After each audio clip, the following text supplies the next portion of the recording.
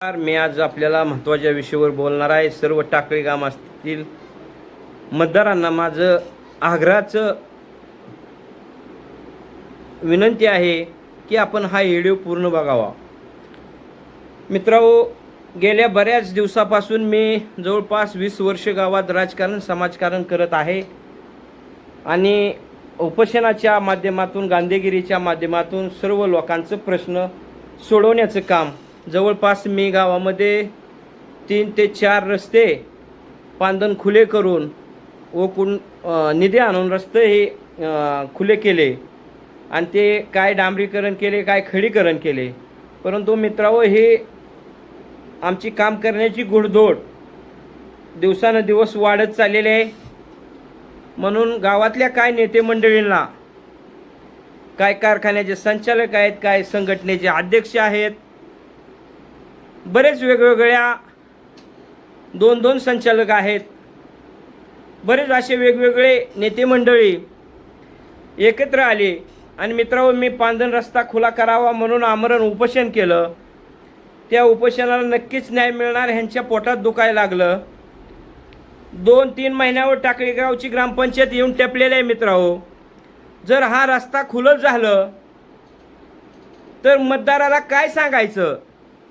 आजपर्यंत ह्यांनी राजकारण, रस्ता असो, रानातली डिपे असो, ह्या विषयावरच आजपर्यंत ह्यांनी राजकारण केलेलं आहे.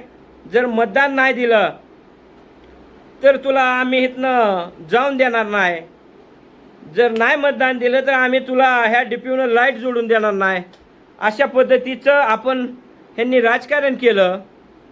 आणि आज मित्रांनो, मी रस्ता खुलं करण्यासाठी गावातल्या ग्रामस्थांच्या शेतीला जाण्यासाठी मी रस्ता खुला करण्यासाठी अहोरात्र झटत आहे. आणि मित्रांनो, माझा कुठंच कुणाच्या रानात मला कधी जायची गरज पडत नाही, मला कुणाच्या बांधावर जायची गरज पडत नाही. परंतु दादा कळसाईतला थांबवायचं असेल तर काय करायचं?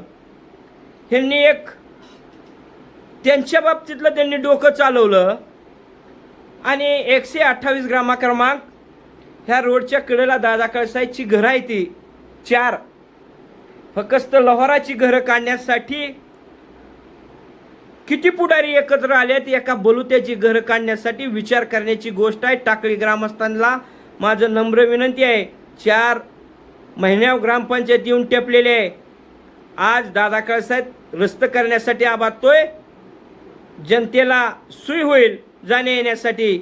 मग ही सोय झाली तर आपल्याला अडचणी निर्माण होतेल्या. म्हणून त्यांनी तुम्हाला सांगतो, माझे घरं काढण्यासाठी प्रांत कार्यालयाला, अरे त्यांना कुठं उपोषणाला बसावं तिची सुद्धा समजत नाही. विषय PWचा, सार्वजनिक बांधकामचा, आणि उपोषण करते ती प्रांत कार्यालयाला. काय थोडा तरी डोक्याचा भाग असला पाहिजे की. म्हणून पुन्हा PW वाल्याने सांगितलं की ग्रामपंचायतनं असं पत्र दिलं तर त्यांची घरं निघतली ठरावा दिला तर. ग्रामपंचायत बी काय खुली नाही मित्रांनो. ग्रामपंचायतला नुसत्या दादा कळसाईच्या घराचा ठरावा देऊन चालत नाही. त्यांना सुद्धा माहीत आहे मी उद्या कुठपर्यंत हायकोर्ट असेल कुठपर्यंत बी जाण्याची माझी धमक असते. म्हणून ग्रामपंचायत बी 4 घरं काढा म्हणून मित्रांनो देत नसते. तिनं आता BDO कार्यालय, दुसऱ्याला BDO कार्यालय, आता BDO साहेब काय देणार आहे तुम्हाला तुम्हाला माहीत आहे, मला माहीत आहे. म्हणजे किती उपोषण, किती आटाठोव चालला आहे लोहारांची 4 घरं काढण्यासाठी. म्हणून मित्रांनो, येणाऱ्या इलेक्शनला आपण विचारा, दादा कळसाईची घरं काढण्यासाठी आपण जो अर्ज केला तो अर्ज का केला, कशासाठी केला, हे सुद्धा आपण विचारणं गरजेचं आहे. आणि त्या उपोषणाला मित्रांनो अनेक प्रकारची लोक जातात. मी अनेक शांततेला, मी अनेक राजकारण केलं, पण मी कुणाचं घर काढा वैयक्तिक नाव टाकून अनेक मी कधी कुणाचं केलं नाही. परंतु आज ती वेळ तुम्ही माझ्यावर आणताय. जाणून बुजून आणल्यासारखं हा प्रकार व्हायला लागलेला आहे. मला सांगा, आपण गायरांमध्ये 2-2, 3-3 एकर घरं त्या गायरांमध्ये आपली आहेत आणि ते घरीवाले सुद्धा आमच्या विरोधात उपोषणाला जाते. लोकशाही कुणालाही जाण्याचं बंधन नाही. परंतु तुम्ही जर माझ्याच घराविषयी जात असाल तर जाणाऱ्याला सुद्धा माझं आग्रहाचं आणि नम्रतेचं आव्हान आहे. तुमचं माझं काय नाही, ज्याचं माझं चाललंय त्याचं होऊ द्या. विनाकारण तुम्ही जर अंगाव वळून घेत असेल तर आम्ही सुद्धा शिंगाव घ्यायला कमी पडणार नाही. मित्रांनो, तुम्ही सुद्धा, माझं तर घर निघण्याचा प्रश्नच येत नाही. रस्ता सोडून 30 ते 40 फूट लांब आहे. परंतु आपल्याला जर वाटत असेल ही घर निघल, तर मी सुद्धा PWला, सार्वजनिक बांधकामला एक अर्ज केलेला आहे की आपण मोजणी करा आणि आडेगाव पाटी ते भीमानगर राजनी ह्या दोन्ही बी बाजूचा रस्त्याचा जो भाग आहे, मग कुणाची शेती असेल, रस्त्याच्या कडेला कोण शेतीमध्ये अतिक्रमण केलं असेल, आणि कोणाची घरं असेल, कोणाचे टपरे असेल, कुठल्या ह्याचं कट्टा असतील, आणि का असं प्रश्न निर्माण झालेला आहे. परंतु जर मला सांगा, तुमची 30-40 फूट लांब येऊन जर तुम्हाला घरं आमची सार्वजनिक बांधकामला काढायची असेल, तर रस्त्याच्या कडेला रानंसुद्धा, ऊस, मका रस्त्याच्या कडेला ज्या ज्या लोकांनी केलेलं आहे त्यांचंसुद्धा तुम्हाला काढावं लागेल. नाहीतर गाठ दादा कळसायची आहे, एवढं लक्षात ठेवा. आणि मी आणि कुठल्याच नेते मंडळीला फोन केलेला नाही मित्रांनो. प्रत्येक जणाचं फोन येतात, अधिकाऱ्याला फोन येते, दादा कळसाचं घर काढा. अरे दादा कळसात काय एवढा हे लागून गेला काय तुमचं? कुणी बी तुमच्या ह्याचं फोन आलं म्हणजे अधिकारी दादा कळसातला टच करायची काय ताकद आहे? करायची ना. मी अधिकाऱ्यांना सांगितलंय, आडेगाव पाटीपासून सुरुवात करा आणि तिकडून सुरुवात होतोर आमचं जर हद्द खून आमच्या घरापर्यंत येत असतील तर आम्ही स्वतः JCB लावून घरं काढतो. अरे काय सांगायला लागलाय त्या अधिकाऱ्याला? रस्त्याच्या कडे जर किती वेळा अर्ज दिलं, साईड पट्टीवली दगडं काढायची, ती अधिकाऱ्याला जमना ती, आणि तुम्ही सांगायला लागलाय घरं काढायची. अरे लव्हाराची घरं काढाय बाय, किती पुढारी एकत्र आलेत, काय काय होतंय. आता उद्या त्यांचं 21 तारखेला काय आंदोलन आहे. त्यांना वाटतंय आंदोलन म्हणजे, अरे आंदोलनामध्ये गांधीगिरीनं आंदोलन करायचं असतं. आणि त्या आंदोलनाचा भाग असा आहे, ज्याची कागदपत्र योग्य असतात, मजबूत असतात, त्यालाच आंदोलनामधून न्याय मिळतो. असं कुणीही रोज गेलं तर त्याला न्याय मिळत नसतो. आणि मित्रांनो, आज सांगायचं एवढं मला लाज वाटते सांगण्याची सुद्धा, की ह्याच्यात काय नेते मंडळी जातीया दादा कळसाचं घर काढाय. मी त्यांच्यावर तक्रार करणार नाही, परंतु ह्यामध्ये एक गडी असा आहेत, ग्रामपंचायतनं ज्याला हापसं दिलेत, त्या हापशाच्या नळ्या काढून त्यांनी शेड ठोकलेत. म्या जर तुम्हाला सांगतो त्या हापशाची तक्रार BDO साहेबाकडे दिली तर ती नळ्या नाही, शेड सगळं उकरावं लागेल. परंतु मी त्याविषयी तक्रार देणार नाही. पण माझ्याविषयी उपोषण एखाद्याने करायचं असेल तर तो स्वच्छ निर्मळ माणूस असला पाहिजे. अशा व्यक्तीनं माझ्या विरोधात उपोषण करावं. तुम्ही बघू शकता, ज्याच्या दारात हापसा आहे त्याने हापशाचा नळ्या काढल्यात आणि त्याचं शेड ठोकल्यात, आणि ही माझ्या विरोधामध्ये उपोषण करणार आणि न्याय मिळणार तुम्हाला. अरे तुम्ही खोटं केल्यावर कुठं न्याय मिळतो?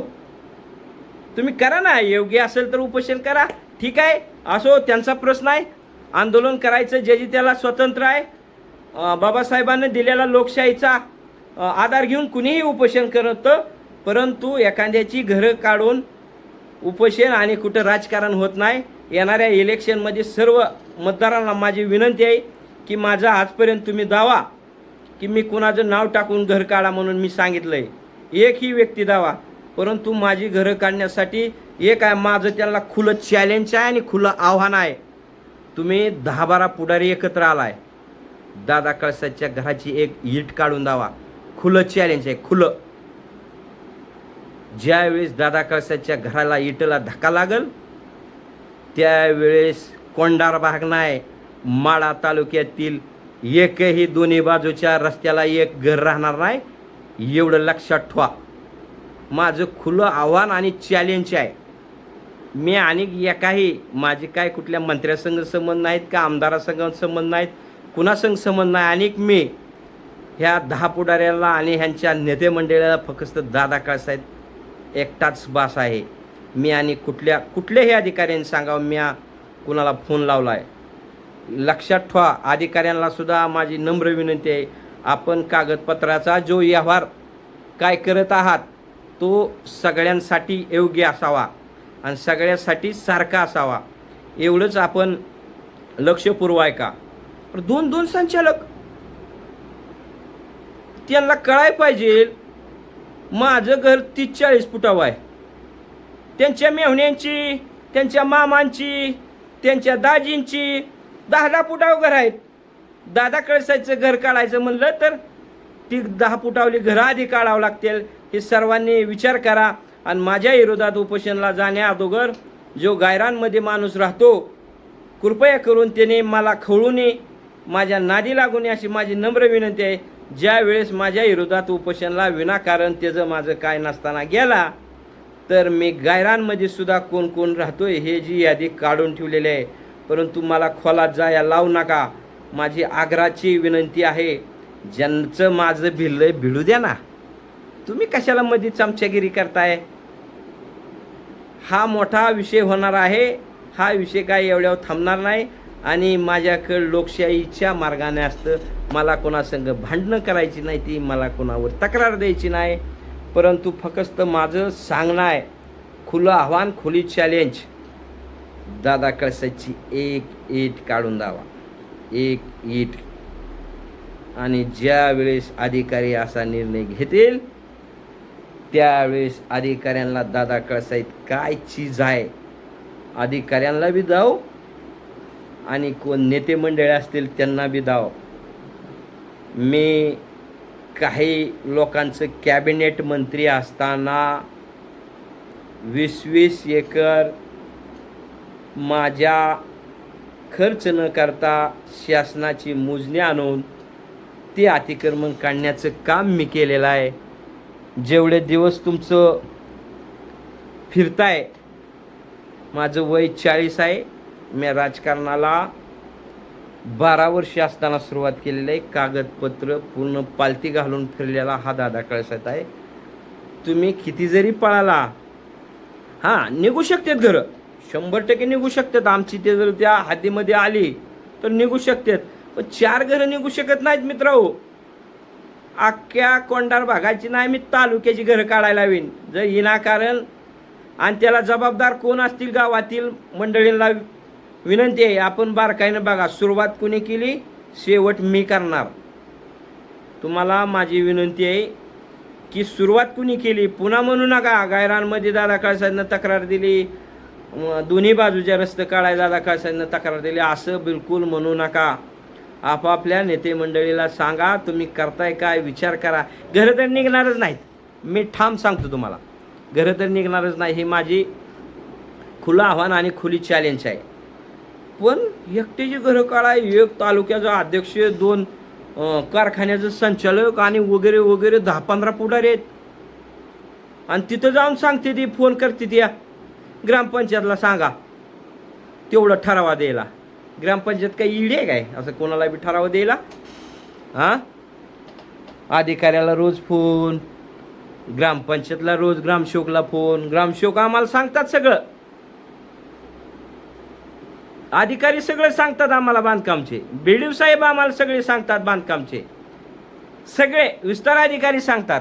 अरे पण कुठं उपोषण करायचं आधी ती तरी सगळं निर्णय ठरवा आणि मग निर्णय घ्या. माझी हात जोडून विनंती आहे, जर चुकीचा निर्णय अधिकाऱ्याने घेतला आणि माझं जे काय नाही त्या व्यक्तीनं जर माझ्या कारण नसताना विरोधामध्ये उपोषणाला गेले, जे आहे त्याचं चलू द्या.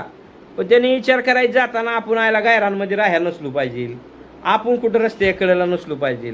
मी काय कोणाचं नाव टाकून देणार नाही, कुणाचं नाव टाकणार नाही.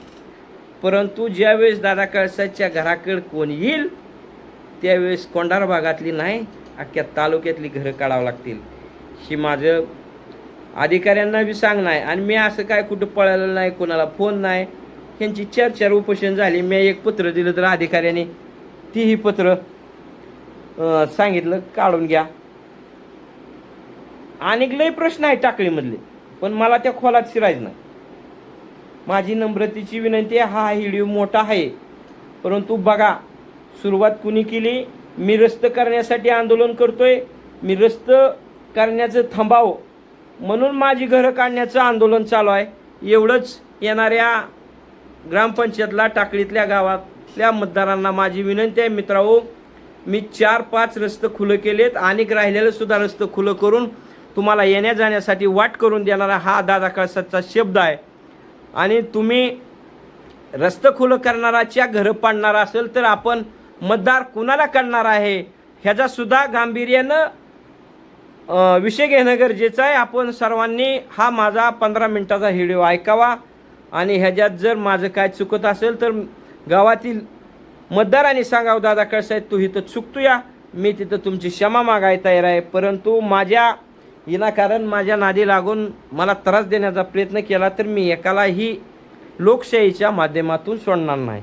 मी कुठलाच दादागिरीची कधी भाषा वापरत नाही. हे दादागिरीची भाषा वापरतात त्यांनासुद्धा मी त्याच पद्धतीनं लोकशाहीच्या विषयातून मी त्यांना उत्तर देईन एवढंच बोलतो आणि मी इथं थांबतो. येणाऱ्या ग्रामपंचायतला सर्व मतदारांना विनंती आहे की माझी घरं मी तुमचं रस्तं खुलं करण्यासाठी आबादतोय म्हणून माझ्या घरं काढण्यासाठी आबादते ती अशा पुढाऱ्यांना आपण थरा देऊ नये असंच माझी एवढीच नम्रती विनंती आहे. एवढंच बोलतो आणि मी लांबल्याला माझं 2 शब्द थांबवतो. जय हिंद, जय महाराष्ट्र.